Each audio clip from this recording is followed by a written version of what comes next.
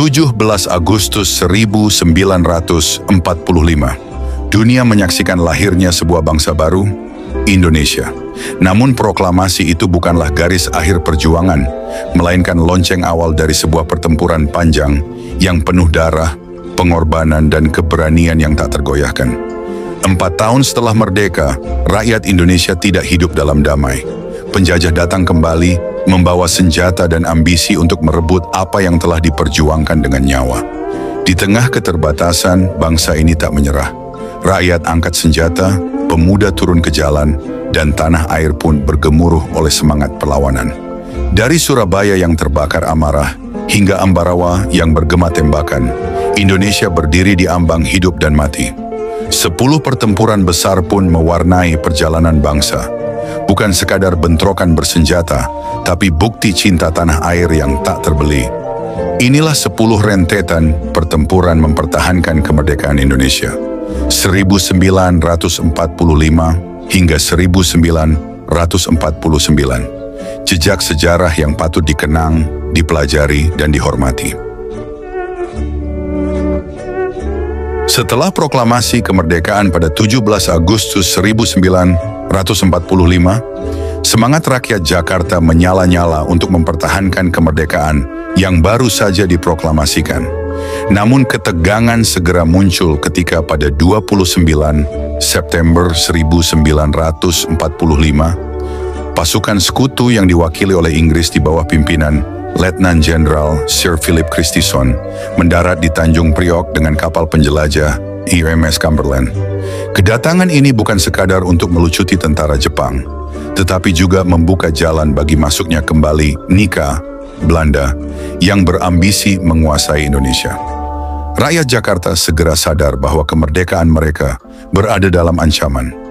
Pemuda-pemuda yang baru saja mengibarkan merah putih tidak sudi jika penjajah kembali menancapkan kuku kolonialisme. Bentrokan pun tak terelakkan. Di berbagai sudut kota, terutama di kawasan Senen dan Klender, rakyat bangkit mengangkat senjata seadanya, dipimpin oleh tokoh pejuang seperti Hadarip. Mereka melawan pasukan sekutu yang persenjataannya jauh lebih modern. Pertempuran berlangsung sengit. Jalan-jalan di Jakarta berubah menjadi medan tempur, dengan rakyat berjuang mati-matian mempertahankan kemerdekaan. Senen yang menjadi pusat perdagangan dan pemukiman padat, berkali-kali menjadi ajang kontak senjata. Di Klender, rakyat bersama para pemuda melakukan perlawanan gerilya, menyerang dari balik rumah, kebun, dan ganggang sempit. Meskipun persenjataan rakyat kalah jauh, semangat perjuangan mereka tidak pernah padam. Pertempuran di Jakarta ini berlangsung hingga akhir 1945, menjadi simbol bahwa rakyat tidak akan tunduk pada upaya sekutu dan Belanda mengembalikan penjajahan. Pertempuran Jakarta bukan sekadar konflik bersenjata, melainkan tanda tegas bahwa kemerdekaan yang telah diproklamasikan bukan hadiah, melainkan harga diri yang harus dipertahankan dengan darah dan pengorbanan.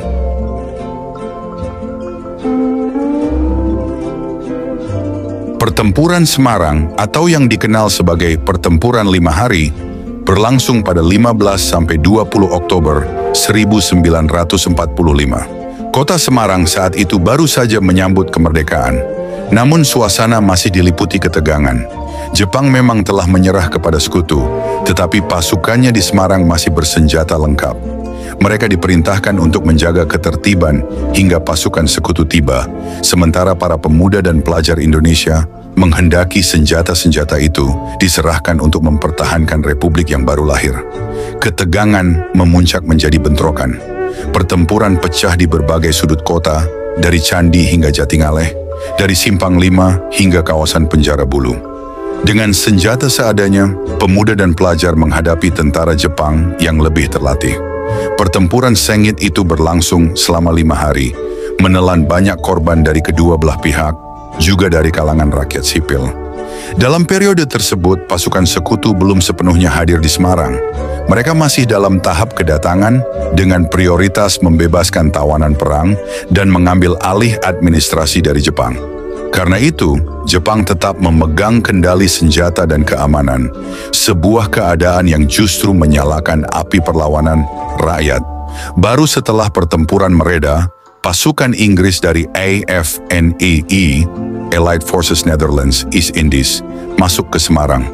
Mereka kemudian mengambil alih kota, memaksa Jepang menyerahkan senjata, sekaligus menegaskan kembali bahwa perjuangan mempertahankan kemerdekaan akan menghadapi tantangan baru, bukan hanya dari Jepang, tetapi juga dari kembalinya kekuatan kolonial.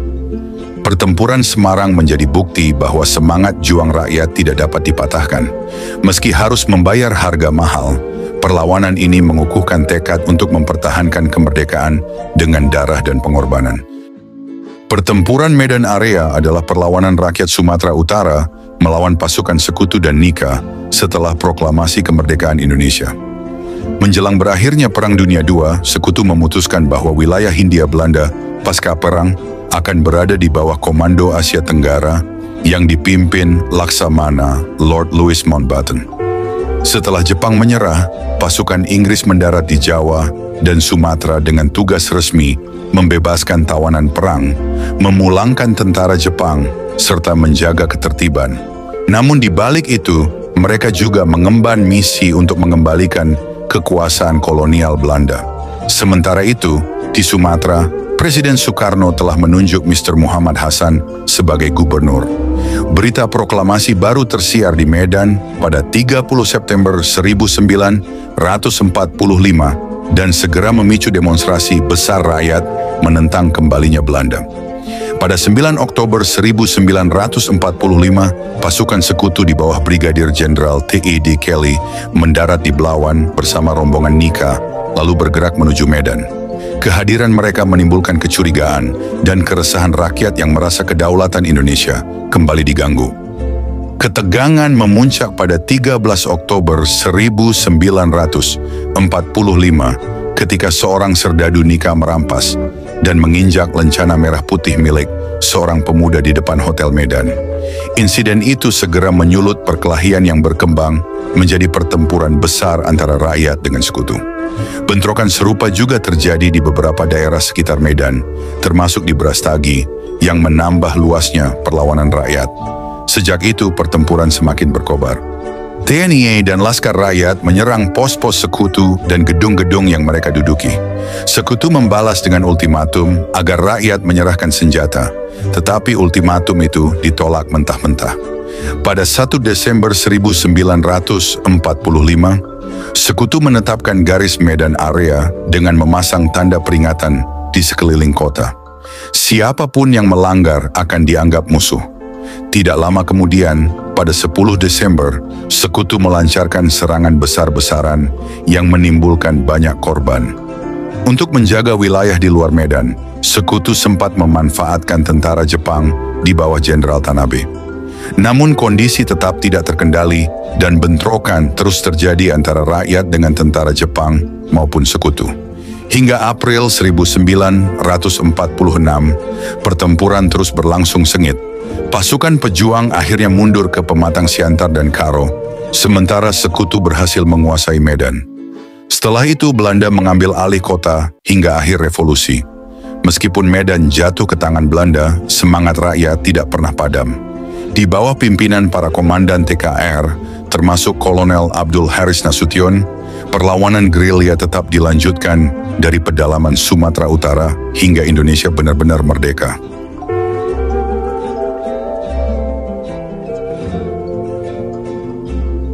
Pertempuran Surabaya pada November 1945 merupakan salah satu peristiwa paling heroik dalam sejarah perjuangan bangsa Indonesia. Setelah proklamasi kemerdekaan 17 Agustus 1945, rakyat Surabaya dengan penuh semangat mempertahankan kemerdekaan yang baru diproklamasikan. Namun gejolak terjadi sejak awal ketika Belanda berusaha menegaskan kembali kekuasaannya melalui berbagai cara. Salah satu insiden penting terjadi pada 18 September 1945 di Hotel Yamato, kini Hotel Majapahit, di Jalan Tunjungan, Surabaya. Di atap hotel itu, orang-orang Belanda mengibarkan bendera merah putih biru sebagai tanda kebangkitan kolonialisme. Tindakan ini memicu kemarahan rakyat. Para pemuda Surabaya segera menyerbu hotel, terjadi perkelahian dan akhirnya mereka berhasil merobek bagian biru bendera tersebut. Yang tersisa hanyalah merah dan putih, bendera Indonesia yang kemudian kembali berkibar dengan gagah. Insiden ini yang dikenal sebagai insiden bendera menjadi simbol bahwa rakyat Surabaya tidak akan membiarkan penjajah kembali berkuasa. Ketegangan semakin meningkat ketika pada 25 Oktober 1945 pasukan sekutu yang dipimpin Brigadir Jenderal A.W.S. Malabi mendarat di Tanjung Perak. Secara resmi mereka datang untuk melucuti tentara Jepang dan membebaskan tawanan perang. Namun kehadiran tentara Belanda yang menumpang dalam barisan sekutu membuat rakyat Surabaya menaruh curiga. Bentrokan kecil pun pecah di berbagai tempat dan situasi makin panas. Puncaknya terjadi pada 30 Oktober 1945 saat Brigadir Jenderal Malabi tewas dalam sebuah insiden di Surabaya. Kematian Malabi membuat sekutu mengeluarkan ultimatum agar rakyat Surabaya menyerah dan menyerahkan senjata. Ultimatum itu ditolak mentah-mentah. Akhirnya, pada 10 November 1945, pasukan sekutu melancarkan serangan besar-besaran dengan persenjataan modern, kapal perang, dan pesawat udara. Kota Surabaya porak-poranda, namun rakyat tidak gentar. Dari kalangan pemuda, laskar, hingga ulama dan santri, semuanya bahu-membahu mempertahankan tanah air. Mereka melawan dengan senjata seadanya, bambu runcing, senjata rampasan, hingga bom molotov. Pertempuran berlangsung sengit selama berminggu-minggu. Ribuan pejuang gugur, ribuan rakyat sipil juga menjadi korban. Meski pada akhirnya Surabaya jatuh ke tangan sekutu, perlawanan arek-arek Surabaya menjadi simbol keberanian dan tekad bangsa Indonesia untuk mempertahankan kemerdekaan. Semangat juang itu menggema ke seluruh Nusantara.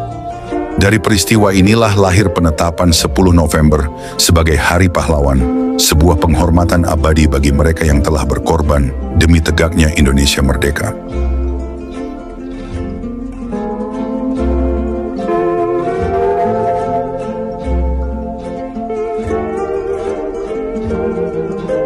Setelah proklamasi kemerdekaan 17 Agustus 1945, semangat rakyat Indonesia untuk mempertahankan kedaulatan begitu besar. Namun kenyataannya perjuangan tidaklah mudah. Pasukan sekutu yang datang dengan alasan melucuti tentara Jepang dan membebaskan tawanan perang, justru sering bekerja sama dengan Nika, Belanda, untuk mengembalikan kekuasaan kolonial. Situasi ini memicu berbagai konflik bersenjata di berbagai daerah, salah satunya di Ambarawa, Jawa Tengah. Pada 20 Oktober 1945, tentara sekutu pimpinan Inggris mendarat di Semarang bersama Nika. Mereka membebaskan serta mempersenjatai tawanan Belanda dari kamp-kamp Jepang. Tindakan ini menimbulkan keresahan karena semakin jelas mana semangat mempertahankan kemerdekaan mampu menaklukkan kekuatan militer modern. Untuk mengenang peristiwa heroik ini, kemudian didirikan Monumen Palagan Ambarawa. Pertempuran Ambarawa menegaskan bahwa kemerdekaan tidak hanya lahir dari proklamasi, tetapi juga ditegakkan melalui pengorbanan dan perjuangan tanpa kenal lelah di medan pertempuran.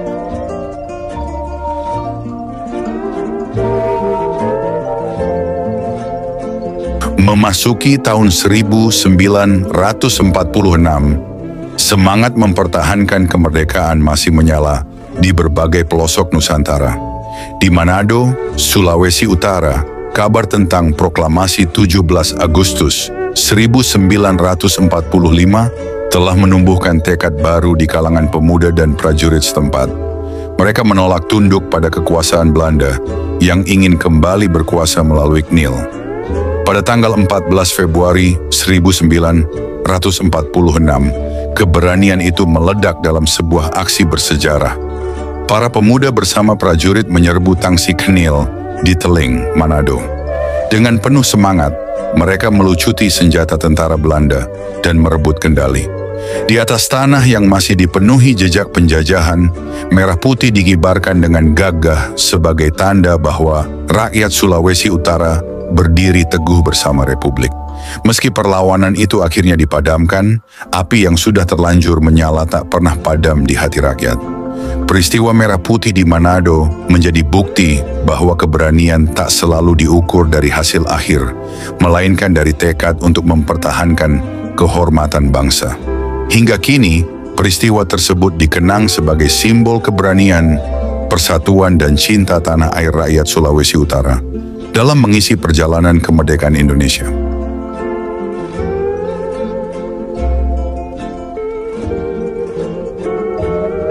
Di tengah kobaran Revolusi Nasional Indonesia, Sulawesi Selatan menjadi salah satu medan perjuangan yang penuh darah dan keberanian. Di tanah ini, rakyat meneguhkan tekad bahwa kemerdekaan bukan hadiah, melainkan sesuatu yang harus dipertahankan dengan nyawa. Belanda yang berusaha mengembalikan kekuasaannya, mengirim pasukan khusus Depot Speciale Troepen, DST, di bawah pimpinan Kapten Raymond Westerling. Mulai 11 Desember 1946, Westerling melancarkan operasi brutal dengan taktik eksekusi kilat. Desa-desa dikepung, rakyat dipaksa berkumpul, dan siapapun yang dicurigai mendukung Republik dieksekusi tanpa pengadilan. Teror ini menebarkan ketakutan, tetapi tidak mampu membungkam semangat perjuangan rakyat Sulawesi Selatan. Dari berbagai penjuru lahirlah pahlawan yang menolak tunduk. Andi Abdullah Baumasepe, bangsawan yang memilih jalan revolusi, memimpin perlawanan bersenjata hingga akhirnya ditangkap dan dieksekusi pada 1947. Namanya tetap harum sebagai simbol keberanian. Andi Mapanyuki, mantan Raja Boneh, memberikan restu dan dorongan moral yang membakar semangat rakyat. Sementara itu, Andi Sultan Daeng Raja tampil sebagai tokoh yang konsisten melawan Belanda. Namun perjuangan di Sulawesi Selatan bukan hanya milik kaum pria. Hadir pula sosok Emi Sailan, perempuan muda penuh keberanian. Ia ikut bergerilya bersama laskar rakyat, membawa senjata, dan terjun langsung ke medan tempur. Pada pertempuran di Kasi-Kasi, Rapojini, Makassar, Emi Sailan memilih bertempur hingga peluru terakhir, menolak menyerah kepada Belanda. Gugurnya Emi Sailan menjadi simbol bahwa perempuan Sulawesi Selatan pun berdiri di garis depan perjuangan dengan jiwa yang sama teguhnya. Selain mereka, masih banyak tokoh lain yang menorehkan jejak perjuangan, seperti Andi Jami dari Sidrap, Andi Pangerang Petarani dari Boneh, Andi Depu dari Mandar yang mengobarkan semangat rakyat, serta ribuan laskar tanpa nama yang mengangkat parang, bambu runcing, dan senjata rampasan demi tanah air. Secara militer, operasi Westerling memang berhasil menekan perlawanan hingga 17 Februari 1947. Ribuan rakyat menjadi korban, meninggalkan luka dan trauma yang mendalam. Namun aksi brutal itu kemudian dikritik bahkan di negeri Belanda sendiri karena dianggap bertentangan dengan hukum perang dan nilai kemanusiaan. Meski demikian, keberanian rakyat Sulawesi Selatan menjadikan peristiwa ini bukan hanya catatan kelam, melainkan juga kisah heroik tentang harga yang harus dibayar demi kemerdekaan. Perjuangan tidak berhenti dengan berakhirnya Operasi Westerling. Dari kalangan pemuda, sosok Walter Monginsidi bersinar sebagai pejuang gagah berani. Ia memimpin jaringan bawah tanah, mengorganisir sabotase, dan berperang dalam gerilya kota di Makassar. Meski akhirnya ditangkap dan dieksekusi pada 5 September 1949, namanya abadi sebagai ikon pemuda pejuang dari Timur Nusantara. Dari darah dan pengorbanan itulah, jalan menuju pengakuan kedaulatan Indonesia pada 1949 semakin terbuka lebar.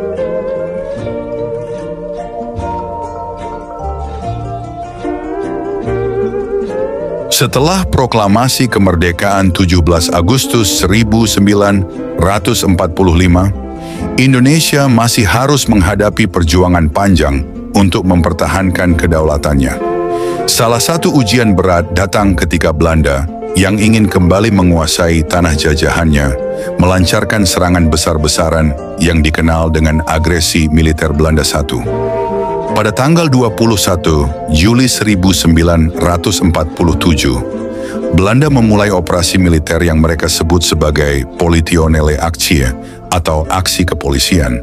Dengan alasan hendak mengembalikan ketertiban, Belanda sebenarnya berusaha merebut kembali wilayah-wilayah penting yang sudah dikuasai Republik Indonesia.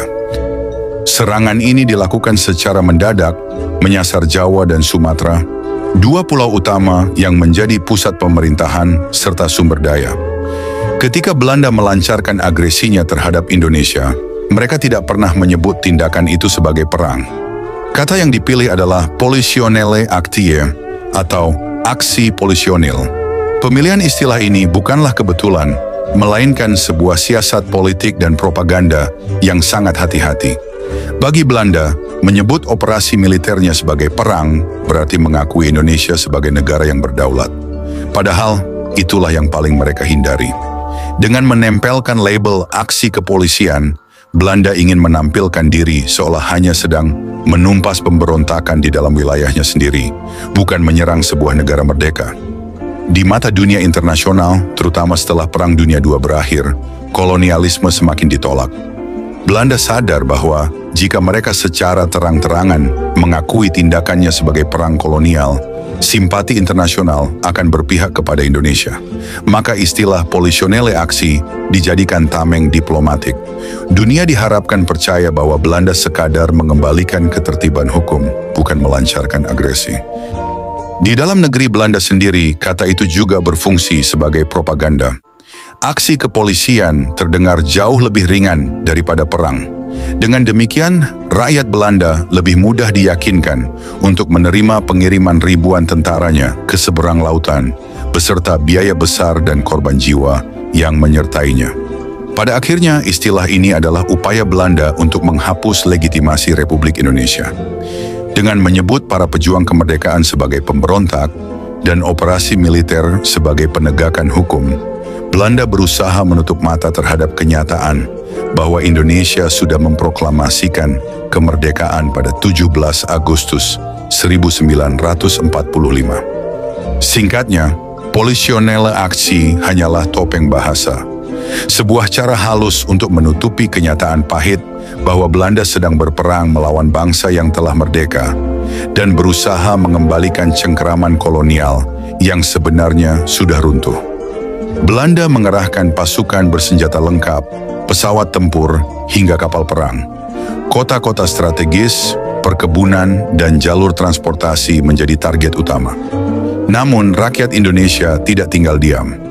TNI bersama Laskar Rakyat melakukan perlawanan sengit, meski dari sisi persenjataan mereka jauh lebih sederhana.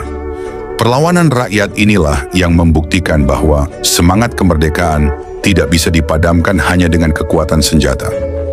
Agresi militer Belanda, satu, menimbulkan kecaman dunia internasional. Perserikatan Bangsa-Bangsa (PBB) turun tangan dengan membentuk Komisi Tiga Negara (KTN) untuk menjadi mediator antara Indonesia dan Belanda. Tekanan internasional yang semakin kuat akhirnya memaksa Belanda menghentikan serangan dan membuka jalan bagi perundingan lanjutan. Meskipun konflik belum benar-benar selesai. Peristiwa ini menunjukkan bahwa kemerdekaan Indonesia tidak hanya diproklamasikan, tetapi juga diperjuangkan dengan darah, keringat, dan diplomasi. Agresi militer Belanda, satu, menjadi salah satu bukti betapa bangsa Indonesia gigih mempertahankan kedaulatannya di hadapan kekuatan kolonial yang masih ingin bercokol. Agresi militer Belanda pertama ini merupakan serangan besar-besaran pertama yang dilancarkan Belanda setelah proklamasi kemerdekaan Indonesia. Serangan ini dikenal juga dengan sebutan Operasi Produk, karena tujuan utamanya adalah merebut wilayah-wilayah perkebunan dan sumber daya ekonomi di Jawa dan Sumatera yang dianggap penting untuk kepentingan Belanda. Dalam operasi ini, Belanda mengerahkan kekuatan militer modern, pesawat, tank, dan pasukan darat yang terlatih. Mereka menargetkan kota-kota strategis, pusat-pusat komunikasi, serta jalur transportasi utama. Di Jawa, daerah seperti Semarang, Malang, dan wilayah pantai utara menjadi sasaran. Di Sumatera, Belanda bergerak ke daerah perkebunan dan pelabuhan penting. Namun, mengenai jumlah korban tewas, dokumen-dokumen resmi Belanda maupun Indonesia tidak pernah memberikan angka pasti. Hal ini bisa dipahami karena peperangan terjadi di banyak front Komunikasi antar wilayah masih sulit dan seringkali korban sipil tidak tercatat secara formal. Yang jelas korban jiwa bukan hanya dari kalangan tentara, melainkan juga rakyat sipil yang menjadi sasaran tembak atau terkena dampak pengeboman serta perusakan infrastruktur.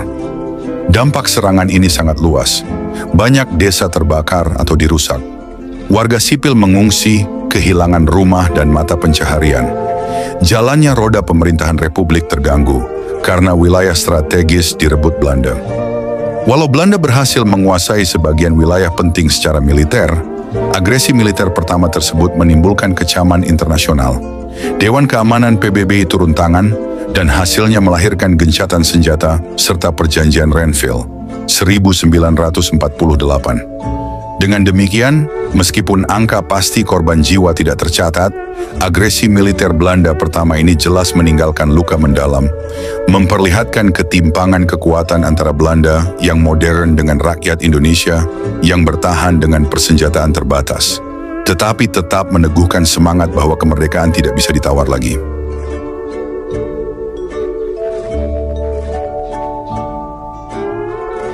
Setelah proklamasi kemerdekaan Indonesia pada 17 Agustus 1945, perjuangan bangsa Indonesia untuk mempertahankan kedaulatan tidak berhenti begitu saja. Belanda yang masih berambisi menjajah kembali Indonesia, berulang kali melakukan upaya diplomasi dan militer untuk melemahkan Republik. Perjanjian-perjanjian seperti Linggajati 1947 dan Renville 1948 yang semula dimaksudkan untuk mencapai penyelesaian damai, pada kenyataannya lebih banyak dimanfaatkan Belanda untuk memperkuat kedudukan mereka. Situasi semakin memanas ketika Belanda menilai bahwa Republik Indonesia tidak menaati kesepakatan yang ada, padahal sesungguhnya Belanda sendiri sering melanggarnya. Akhirnya, pada 19 Desember 1948, Belanda melancarkan serangan besar yang dikenal dengan nama Agresi Militer Belanda II. Sasaran utama serangan ini adalah Yogyakarta, ibu kota Republik Indonesia, setelah Jakarta jatuh ke tangan Belanda pada awal perjuangan. Belanda memahami bahwa menguasai Yogyakarta berarti melemahkan simbol dan pusat pemerintahan Republik. Di pagi buta tanggal 19 Desember 1948, pesawat-pesawat Belanda membombardir lapangan terbang Maguwo. Serangan kilat itu berhasil melumpuhkan kekuatan pertahanan udara Republik. Tidak lama kemudian, pasukan darat Belanda bergerak cepat memasuki Yogyakarta. Mereka menggunakan strategi serangan mendadak, Blitzkrieg, untuk mengejutkan pertahanan Indonesia yang tidak seimbang dari sisi persenjataan. Dalam waktu singkat, Yogyakarta dikuasai. Presiden Soekarno, Wakil Presiden Muhammad Hatta, dan sejumlah tokoh penting lainnya seperti Sultan Syahrir dan Agus Salim ditangkap. Mereka kemudian diasingkan ke daerah terpencil. Dengan aksi itu, Belanda berusaha menunjukkan kepada dunia bahwa Republik Indonesia telah runtuh karena pemerintahan dan ibu kotanya berhasil mereka kuasai. Namun dugaan Belanda ternyata keliru. Meskipun pusat pemerintahan jatuh, semangat perlawanan bangsa Indonesia tidak padam. Jenderal Sudirman yang saat itu dalam keadaan sakit memilih untuk meninggalkan kota dan memimpin perang gerilya. Bersama TNI dan rakyat, ia membangun jaringan perlawanan di desa-desa, hutan, dan pegunungan. Dari basis-basis gerilya inilah semangat perjuangan tetap dipelihara. Taktik gerilya ini bukan hanya mengacaukan kedudukan militer Belanda di berbagai daerah, tetapi juga membuktikan kepada rakyat Indonesia bahwa perjuangan belum selesai. Selain itu, pemerintahan darurat Republik tetap berjalan melalui Pemerintah Darurat Republik Indonesia, PDRI, yang dibentuk di Bukit Tinggi di bawah pimpinan Syafruddin Prawiranegara. Keberadaan PDRI ini sangat penting karena menegaskan bahwa Republik Indonesia masih hidup dan berjuang. Agresi militer Belanda II memicu reaksi keras dari dunia internasional. Berbagai negara menilai tindakan Belanda sebagai bentuk pelanggaran perjanjian dan mencederai usaha perdamaian yang sebelumnya disepakati. Negara-negara Asia, terutama India dan Burma, Myanmar, menyuarakan protes keras. Bahkan, Dewan Keamanan PBB turun tangan dan menekan Belanda agar menghentikan agresi serta mengembalikan kedudukan Republik Indonesia. Tekanan internasional ini sangat berpengaruh. Amerika Serikat yang saat itu memberikan bantuan ekonomi besar-besaran kepada Belanda melalui Marshall Plan, mengancam akan menghentikan bantuan jika Belanda terus melanggar kesepakatan. Tekanan ini membuat Belanda akhirnya bersedia kembali ke meja perundingan. Agresi militer Belanda kedua ini memang berhasil merebut Yogyakarta secara militer, tetapi secara politik dan moral justru menjadi bumerang bagi Belanda. Alih-alih melemahkan Republik, agresi ini justru menunjukkan kepada dunia bahwa bangsa Indonesia memiliki tekad yang kuat untuk mempertahankan kemerdekaan. Dari sisi perjuangan, agresi ini mempertegas pentingnya strategi perang gerilya dan dukungan rakyat sebagai kekuatan utama. Dari sisi politik, keberadaan PDRI dan tekanan internasional semakin memperkokoh posisi diplomasi Indonesia. Semua rangkaian peristiwa ini akhirnya bermuara pada pengakuan kedaulatan Indonesia melalui konferensi Meja Bundar KMB di Den Haag pada akhir 1949. Peristiwa agresi militer Belanda II pada 19–20 Desember 1948 di Yogyakarta adalah bukti nyata bahwa perjuangan bangsa Indonesia tidak hanya dilakukan di medan pertempuran, tetapi juga melalui diplomasi dan solidaritas rakyat. Meski Belanda berusaha menghapus Republik dengan senjata, semangat kemerdekaan justru tumbuh semakin kuat. Dari hutan, gunung, hingga meja perundingan internasional, bangsa Indonesia menunjukkan bahwa kedaulatan tidak bisa ditundukkan oleh kekuatan kolonial. Setelah agresi militer Belanda II pada 19 Desember 1948, Yogyakarta sebagai ibu kota Republik Indonesia jatuh ke tangan Belanda. Para pemimpin bangsa seperti Presiden Soekarno dan Wakil Presiden Muhammad Hatta ditangkap dan diasingkan, sementara Belanda menyatakan kepada dunia internasional bahwa Republik Indonesia sudah tidak ada lagi. Namun pada kenyataannya, perlawanan rakyat dan Tentara Nasional Indonesia, TNI, masih terus berlangsung. Di bawah Komando Jenderal Sudirman, meski dalam keadaan sakit parah, TNI memilih untuk bergerilya. Sementara itu, di Bukit Tinggi, dibentuk Pemerintahan Darurat Republik Indonesia, PDRI, di bawah pimpinan Syafruddin Prawiranegara yang memastikan bahwa Republik tetap hidup dan berjalan. Belanda berusaha meyakinkan dunia internasional bahwa mereka telah berhasil menumpas Republik Indonesia. Namun klaim ini berbanding terbalik dengan kenyataan di lapangan. Untuk membuktikan kepada rakyat Indonesia dan dunia bahwa TNI masih kuat dan Republik belum mati, para tokoh militer dan sipil merancang sebuah serangan besar. Gagasan ini muncul dari Sri Sultan Hamengkubuwono IX, penguasa Yogyakarta, yang memiliki peran penting dalam mendukung perjuangan Republik. Sultan memberikan dorongan agar TNI melakukan serangan terbuka ke kota Yogyakarta. Ia meyakini bahwa serangan besar akan memiliki dampak psikologis dan politis yang besar, baik bagi rakyat Indonesia maupun dunia internasional.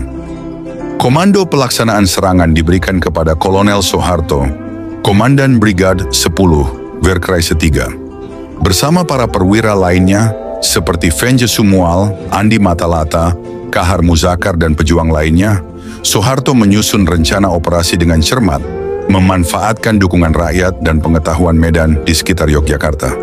Pada 1 Maret 1949, dini hari hingga pagi, serangan besar dimulai. Pasukan TNI menyerbu masuk ke kota Yogyakarta dari berbagai arah. Dengan strategi yang matang dan bantuan rakyat yang memberikan informasi serta perlindungan, TNI berhasil menguasai kota selama kurang lebih 6 jam. Selama waktu itu, bendera merah putih berkibar kembali di jantung kota Yogyakarta. Suara tembakan dan serangan pasukan Republik mengguncang keyakinan Belanda. Rakyat yang melihat langsung kejadian ini kembali bersemangat dan yakin bahwa perjuangan belum berakhir. Setelah 6 jam, pasukan TNI kemudian mundur kembali keluar kota sesuai rencana. Serangan ini tidak dimaksudkan untuk menduduki kota selamanya, tetapi lebih sebagai demonstrasi kekuatan bahwa Republik Indonesia masih ada dan mampu menyerang secara terbuka. Meskipun secara militer serangan ini tidak membuat Belanda kehilangan Yogyakarta, dampaknya sangat besar dari sisi politik dan psikologis. Dunia internasional mulai menyadari bahwa klaim Belanda yang menyatakan Republik sudah hancur adalah kebohongan. Di dalam negeri, serangan ini membangkitkan semangat rakyat yang sempat goyah akibat jatuhnya ibu kota. Semangat perlawanan semakin menguat dan dukungan terhadap TNI terus mengalir. Dari luar negeri, laporan tentang serangan ini memperkuat tekanan terhadap Belanda di forum internasional, terutama di Dewan Keamanan PBB, untuk segera mengakhiri agresi dan mengembalikan kedaulatan kepada Indonesia. Serangan umum 1 Maret 1949 menjadi bukti nyata bahwa Republik Indonesia belum hancur. Serangan itu bukan hanya operasi militer, tetapi juga propaganda politik yang sangat efektif. Berkat serangan ini, posisi diplomasi Indonesia semakin kuat menjelang perundingan dengan Belanda. Beberapa bulan kemudian, melalui berbagai tekanan internasional dan perlawanan di dalam negeri, Belanda akhirnya terpaksa mengakui kedaulatan Indonesia dalam Konferensi Meja Bundar, KMB, pada akhir tahun 1949. Peristiwa serangan umum 1 Maret 1949 di Yogyakarta adalah simbol persatuan antara rakyat, TNI, dan pemimpin bangsa dalam mempertahankan kemerdekaan. Serangan yang berlangsung hanya 6 jam itu terbukti mampu mengubah jalannya sejarah, karena memperlihatkan kepada dunia bahwa Indonesia tidak pernah tunduk. 10 pertempuran yang terangkai dari Jakarta hingga Yogyakarta hanyalah sebagian kecil dari gelombang perjuangan rakyat Indonesia pada 1945–1949. Di balik nama-nama besar seperti Surabaya, Ambarawa, atau serangan umum 1 Maret, masih terhampar ratusan kisah perlawanan lain di desa, kota, dan pelosok tanah air yang mungkin tak banyak tercatat, tetapi sama-sama menyalakan api kemerdekaan. Semua pertempuran itu, baik yang besar maupun yang senyap, adalah mozaik pengorbanan yang membuktikan bahwa Republik ini berdiri di atas darah dan tekad rakyatnya. Dari simbol-simbol heroik inilah lahir satu pesan abadi. Kemerdekaan Indonesia bukan hadiah, melainkan warisan perjuangan yang wajib dijaga sepanjang masa. Kemerdekaan Indonesia bukan sekadar tanggal yang tertera dalam sejarah, melainkan denyut perjuangan yang mengalir di setiap jengkal tanah air. Dari Surabaya yang bergemuruh, Ambarawa yang membara, hingga Yogyakarta yang kembali berkibar, semangat rakyat tak pernah padam meski diterpa peluru dan penjara. Serangkaian pertempuran 1945 sampai 1949 adalah saksi bahwa bangsa ini rela menukar darah dan nyawa demi merah putih. Dari situlah lahir Indonesia yang berdaulat, tegak berdiri di hadapan dunia dengan janji abadi untuk tidak pernah lagi dijajah.